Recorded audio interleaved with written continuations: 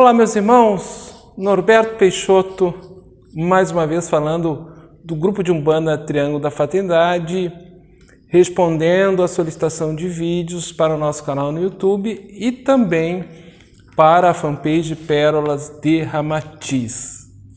Como saber o nome da entidade que nos acompanha, ou das entidades que nos acompanham, e como fica a nossa relação com elas?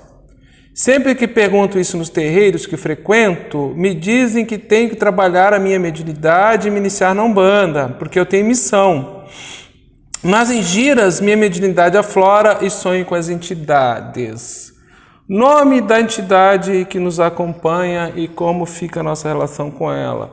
No momento certo, participando de desenvolvimento mediúnico, firmando-se com as vibrações da entidade e do orixá a qual ela vem fechado, naturalmente isso vai chegar a um determinado momento que vai acontecer.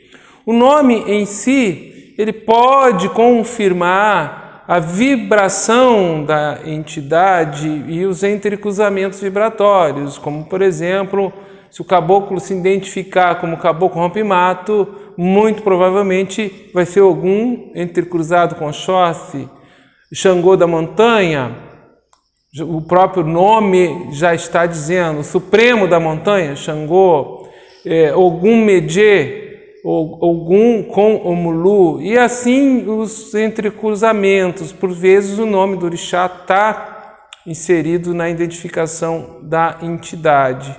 Não é usual sempre, mas acontece. A relação do médium com seu guia espiritual, ela se estreita, ela se solidifica quando o médium desenvolve a consciência da tarefa, e tarefa essa voltada para o coletivo. Eu sempre digo que uma entidade espiritual ou empoderamento nessa conexão com o guia espiritual se dá, acima de tudo, com a nossa consciência e a vontade de servir.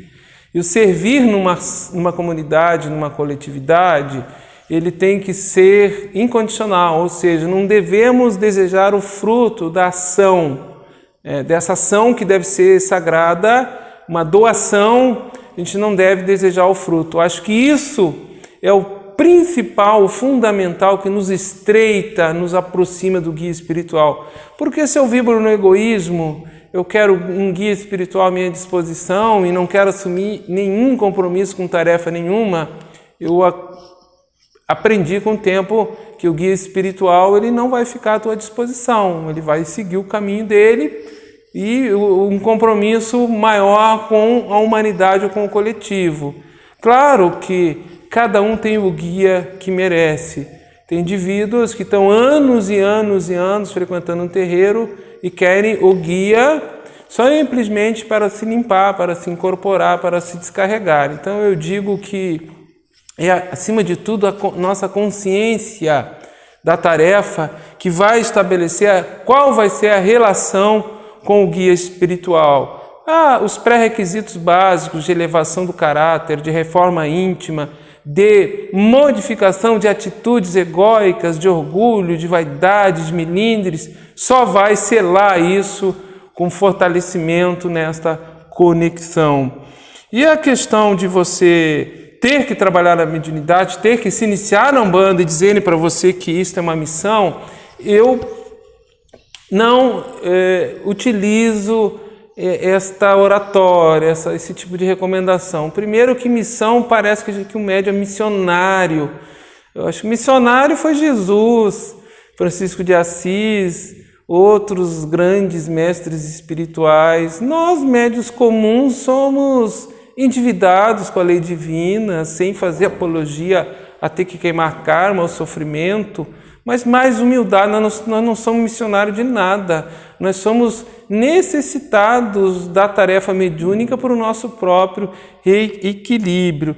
Claro que, frequentando as giras de desenvolvimento mediúnico, a sensibilidade aflora e os estados oníricos ou de sonho, eles podem vir a solidificar essa relação, como também abrem portas para os assédios. verifique sempre se realmente aquele sonho é com seu guia, né? Calma, não se tem pressa para ser médium pronto. O tempo joga a um nosso favor, ou seja, quanto mais tempo, mais sólido provavelmente será o desenvolvimento mediúnico. E o mais importante é a percepção da vibração do magnetismo das entidades, dos orixás, você perceber esses fluidos e estar atento ao que vem na sua casa mental. Qual é a intenção, qual é a mensagem, qual é a comunicação. O médium tem que ser um timoneiro num navio que ele tem o leme do navio na mão. E esse mar, o mar da mediunidade que carrega o nosso naviozinho do mediunato, é um mar cheio de tubarões, cheio de imprevistos, tempestades. Não desanimemos, confiemos, mas sempre pé no chão, com humildade, com a consciência para a tarefa e para servir e não ser servido na mediunidade. O nosso Saravá Fraterno, eu sou Norberto Peixoto. Falei mais uma vez do grupo de Umbanda Triângulo da Fraternidade. Até o nosso próximo vídeo, meus irmãos.